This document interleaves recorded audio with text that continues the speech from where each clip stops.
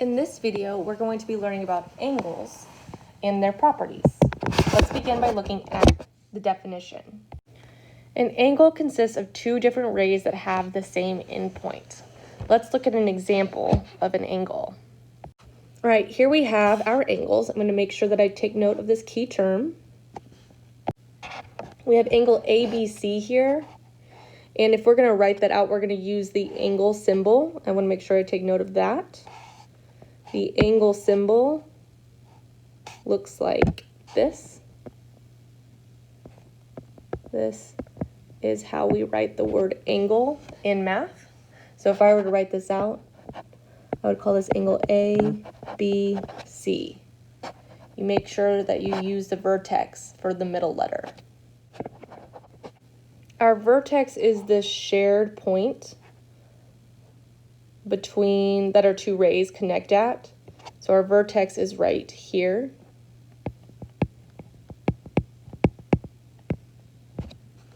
All right, and then we have our two rays. So I have ray BA, and that's one side of my angle, and I have ray BC, and that's the second side of my angle. The other thing that's important to note is that we do have an interior and an exterior. Our interior lies between our two rays. This would be my interior here, and then the exterior is what lies outside of those two rays. So everything outside of those two rays counts as the exterior part of my angle. I want to point out that we can name this angle ABC. Like I said, we need to make sure we have that B, the vertex in the middle, but I can switch that A and B, or that A and C around, so I could also name this angle CBA.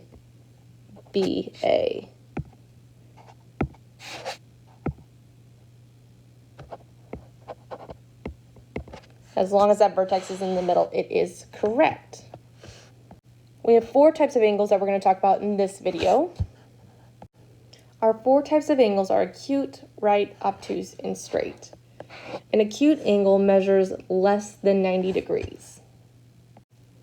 We could say that it's between 0 and 90, and it's going to look a little something like this. A right angle measures exactly 90 degrees. Our right angle measures exactly 90 degrees, and we use a special symbol in our diagrams to represent that. So it's going to look something like this, and then you'll have a little square right there where the two rays join, and this is what signals that it is equal to 90 degrees. All right, next we have obtuse. An obtuse angle measures between 90 and 180 degrees. And it's going to look a little something like this. And then lastly, we have our straight angle. And our straight angle measures exactly 180 degrees. And that ultimately actually just ends up looking like a straight line. And it's what happens when you have two opposite rays. Just as a refresh there. Okay.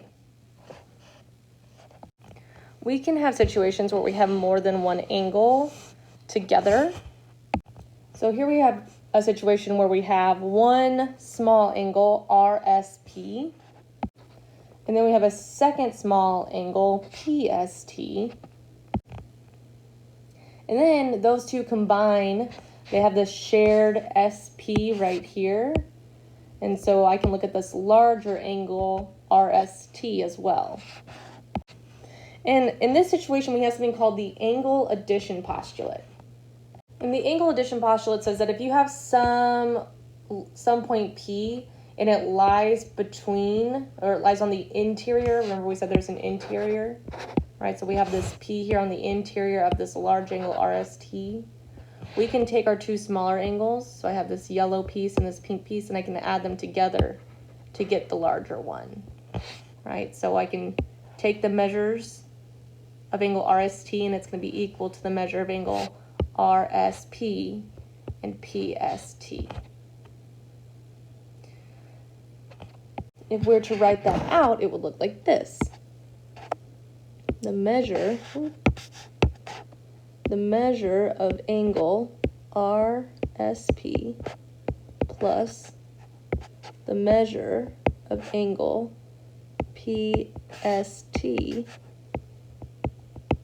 is equal to the large overall angle RST. Let's look at an example. So let's say I have this angle down here. Okay, we want to find the measure of angle ABC. So to do that, we're going to take our angle ABD, the first smaller one. We're going to add it to the measure of CBD, and we know that that's going to give us the total measure of angle ABC. I can go ahead and plug these in. So I have 29 plus 131 is going to be equal to the measure of angle ABC. And when I add those together, I end up with 160 equals the measure of angle ABC.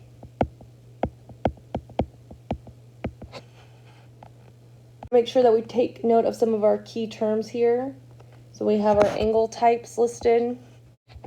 And then we also have the angle addition postulate. And this is really, really important. So we want to make sure our attention is drawn to it whenever we open up these notes.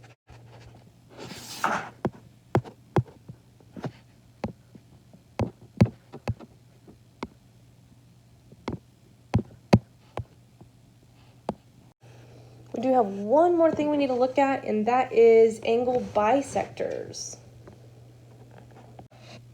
So an angle bisector is a ray that divides an angle into two congruent angles.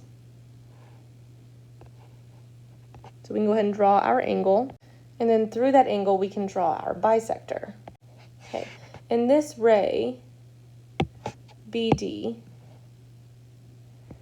cuts this angle ABC into two equal parts. To show that two angles are congruent without naming their measures, we use a symbol that looks like this. Right, so they each have one little hash mark, and that is what we use to show that those two angles are the same measure without giving away what their measure is. So here, BD, ray BD bisects ABC so that the two smaller angles, ABD, is equal to CBD. All right, so how do we use these angle bisectors to find angle measures?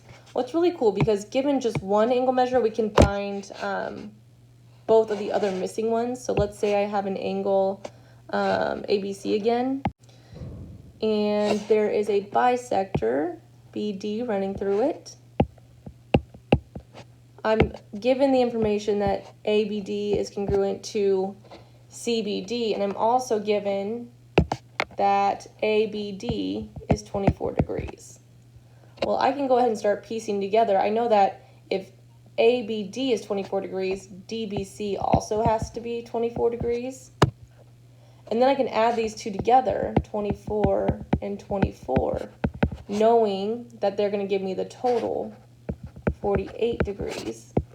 So I can say that this total angle here is 48 degrees.